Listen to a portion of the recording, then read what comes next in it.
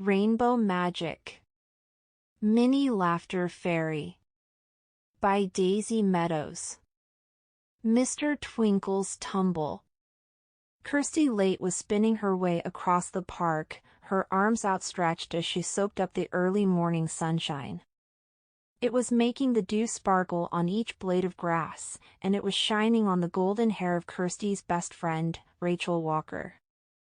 "I wonder what Jen and Ginny have planned for us today," said Rachel, skipping along beside Kirsty.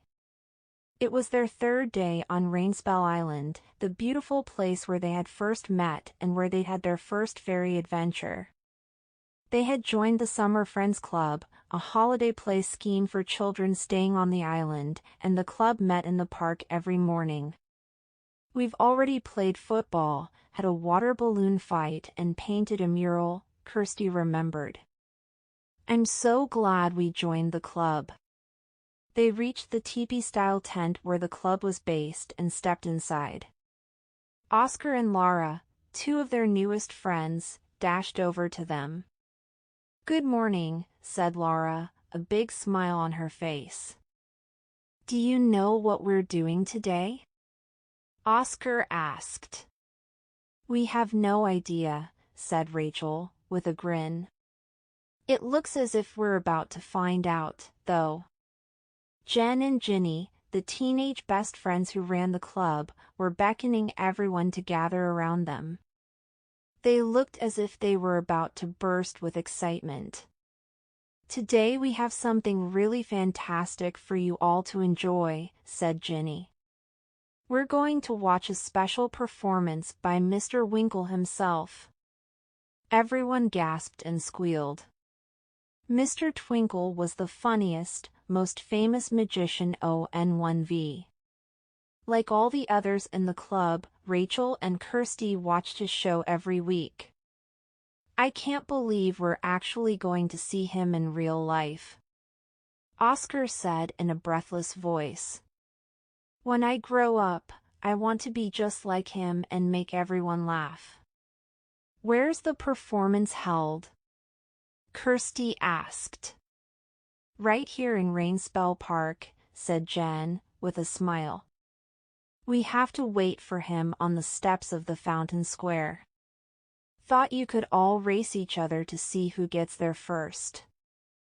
Ready? Steady!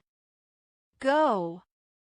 Everyone sped out of the tent and sprinted across the grass to the fountain in the middle of the park. A girl called Anouk won the race, and everyone gathered around to congratulate her. Then they each found a place on the steps to sit and wait for Mr. Winkle. "My heart's thumping," said Rachel. "I don't know if it's because of running fast or because I'm so excited." "There he is!" Kirsty exclaimed, jumping to her feet. Riding towards them on a unicycle was a very strange-looking man indeed. He was wearing a long purple cape covered in sparkly stars, and a black top hat almost as tall as he was. "It's so amazing to see him in real life," said Rachel.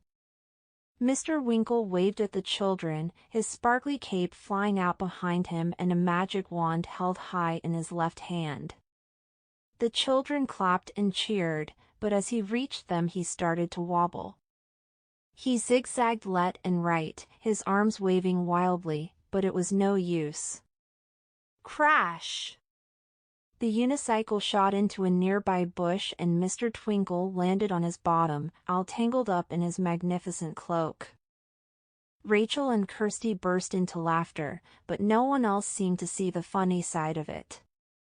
"He's better when he's on TV," Oscar said under his breath. The other children had stopped clapping. Mr. Twinkle jumped to his feet, pulled off his hat and swept a deep bow. Then he waved his magic wand over his hat and pulled out a flower. "Look at this beautiful bloom," he cried, holding it up in front of the children. "Take a sniff." Everyone leaned forward, and a stream of water squirted out of the flower and straight into their faces. Rachel and Kirsty were helpless with giggles, but still the other children weren't amused. "Why aren't you laughing?" Kirsty asked Laura. "I'm not really in the mood for jokes," said Laura. "I'm all wet," Oscar complained. "It's only a few tiny drops of water," Rachel said, trying to make him see the funny side of it. But Oscar and Laura shook their heads. Rachel and Kirsty exchanged a worried glance. "I have a terrible feeling that I know exactly why people aren't laughing," Kirsty whispered into her best friend's ear. "It's because of the Friendship Fairy's magical objects." A gaggle of grumblers. On the first day of their holiday, the girls had met the Friendship Fairies. Esther the Kindness Fairy, Mary the Sharing Fairy, Mimi the Laughter Fairy, and Claire the Caring Fairy had whisked them away to a magical tea party in Fairyland. Everything was perfect, until Jack Frost and his naughty goblins had gate-crashed the party and stolen the Friendship Fairy's magical objects. The Ice Lord had thrown the objects to his goblins and sent them to hide in the human world.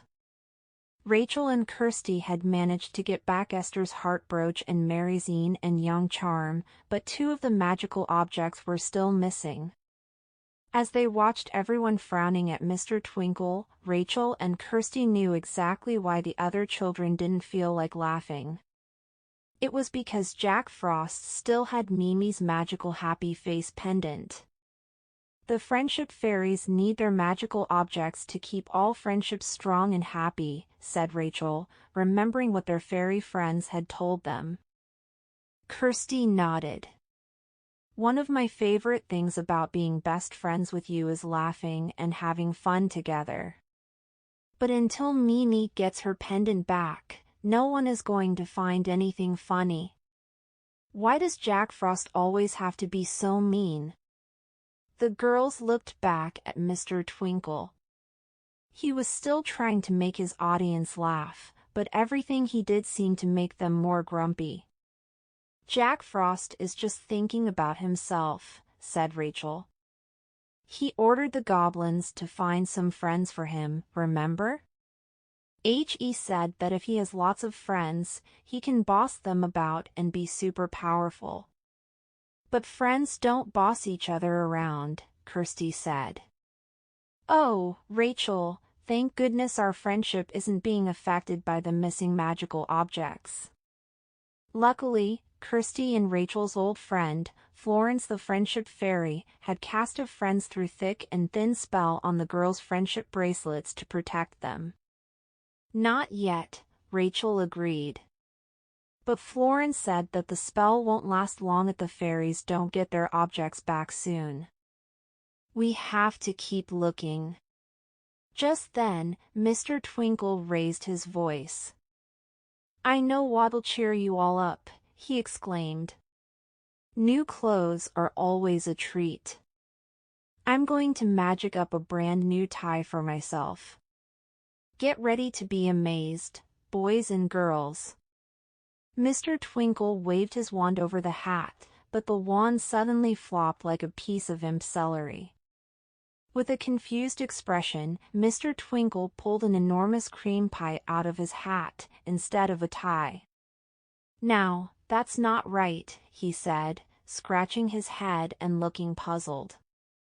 Rachel and Kirsty held their sides with laughter, but the other children just shrugged. Jen raised an eyebrow at Mr. Winkle, and he grinned at her. "There's only one thing to do with a pie like this," as said. "It's just begging to be thrown. Cream pies are supposed to end up on people's faces." He took one step towards her, and then another. He raised the pie and took aim. "Don't you dare," said Jen, who didn't look amused at all. She backed away, but Mr. Twinkle just kept coming towards her, faster and taster, until he was chasing her around in a wide circle. Rachel and Kirsty thought it was funny at first, until they saw how annoyed Jen looked. "Stop it!" she shouted at him. This is silly. Mr. Twinkle's shoulders slumped. But I am silly, he said in a miserable voice. That's what I do. People usually love it. Not today, Jen snapped. Mr. Winkle put the pie down on the ground next to Rachel and Kirsty, climbed onto his unicycle and rode away. Poor Mr. Twinkle, said Kirsty sadly. The other children were busy grumbling about how Mr. Twinkle wasn't tunny when Rachel noticed something peculiar. The cream